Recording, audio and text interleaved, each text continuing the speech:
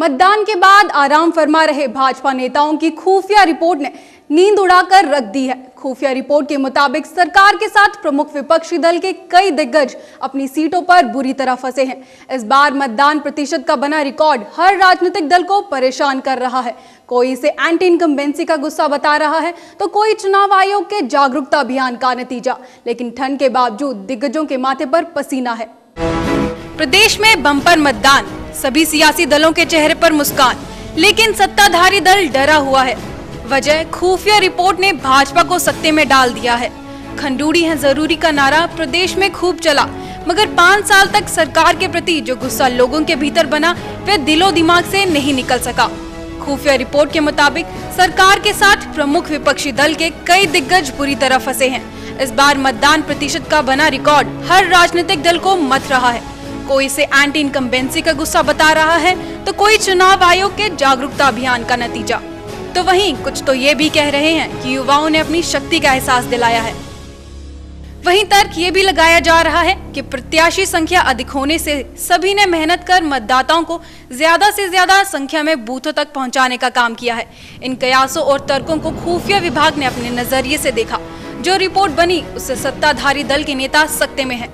आम ट्रेंड से हटकर इस बार ज्यादा से ज्यादा मतदान भाजपा के लिए नुकसानदेह माना गया। उसके ज्यादातर दिग्गजों की सीट फंसी बताई जा रही है।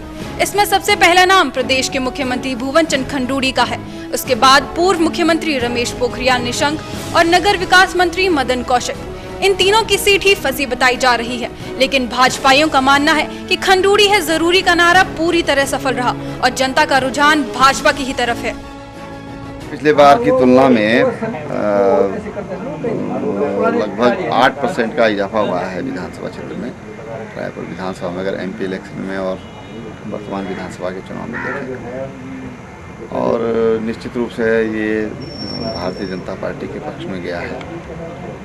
जितना अधिक मतदान होता है उत्तराखंड का अनुभव ऐसा कि वो बीजेपी के पक्ष में जाता है, और इसलिए हम आश्वस्त हैं कि जो सरकार बनेगी वो भारतीय जनता पार्टी की बनेगी। तो ये लग रहा है जो वोटिंग परसेंटेज बढ़ा, क्योंकि भ्रष्टाचार के खिलाफ वातावरण था, मीडियम क्लास वोटर बहुत ज़्यादा वोट देने गया तो भाजपा के पक्ष में रहेगा।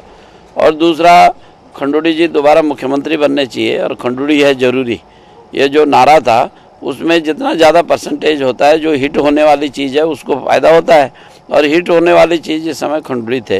इसलिए हमें ये लग रहा है कि ये दोनों चीज़ें हमारे पक्ष में जाएंगे और ज़्यादा वोटिंग की वजह से हमारी ज़्यादा सीटें आएंगे और हम पुनः सरकार बनाएंगे।